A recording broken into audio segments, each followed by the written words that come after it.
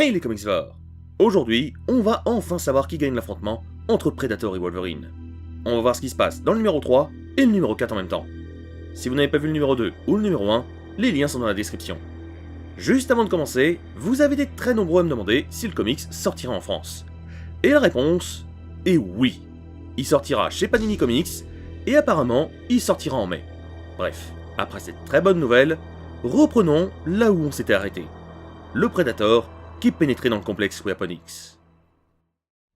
Le comics reprend sur Wolverine dans la rivière, qui est bloqué par un énorme rocher. Voyant le Predator lui foncer dessus, Logan sort ses griffes et taillade son torse pour créer un nuage de sang autour de lui, lui permettant de détruire le rocher et de s'enfuir sans que le Yodja le voie. Le comics retourne dans le passé avec le Predator dans le complexe, qui en profite pour étudier le corps de Wolverine. Alors que celui-ci veut faire une entaille dans le corps de Logan pour voir l'adamantium de plus près, Wolverine se réveilla en sursaut et le poignarda. Le Predator projeta dans la bouche de Logan un gaz extrêmement corrosif qui tua Logan en seulement quelques secondes. Le Yodja emmena Logan dans son vaisseau, pensant faire de son crâne un magnifique trophée. Alors que le Yodja se soignait, son vaisseau se fit attaquer par 2 avions de chasse. Le Predator se mit aux commandes de son vaisseau et le fit foncer dans l'espace.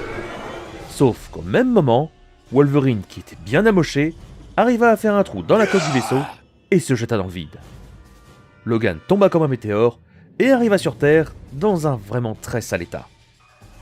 Des hommes du complexe Weapon-X rapatria Wolverine dans le complexe, pendant que le professeur Sorton, lui, ramassa le casque du Predator, qu'il utilisa plus tard comme modèle pour le casque de contrôle de Weapon-X.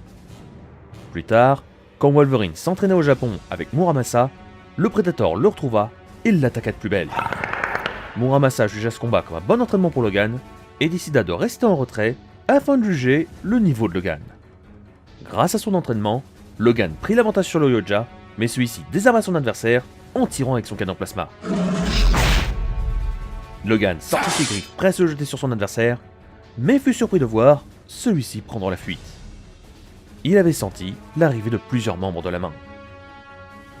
Le comics refait un dernier flashback où l'on voit Wolverine parler au professeur Xavier, qui se retrouve à marquer 3 pointeurs laser rouges.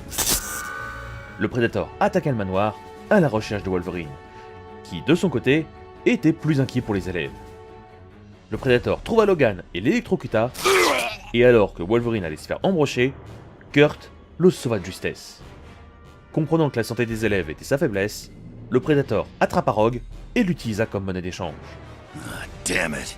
Alors que Wolverine partait avec l'alien, les X-Men attaquèrent en groupe le Predator. Mirage le déstabilisa, Kurt le désarma, Kitty le fit tomber au sol, et Rogue attrapa sa main.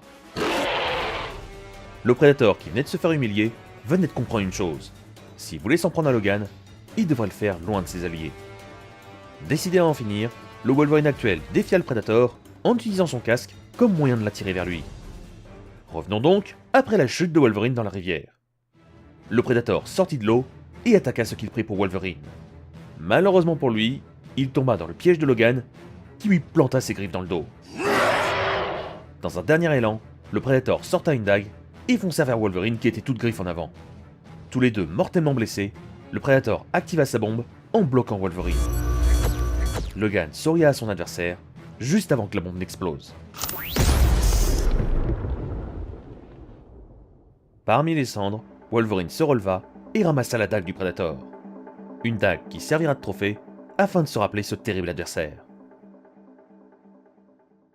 J'espère que cette mini-série vous aura plu. N'hésitez pas à me demander si vous voulez voir d'autres crossovers entre les persos de comics et les persos de films. J'en ai encore quelques-uns sous le coude.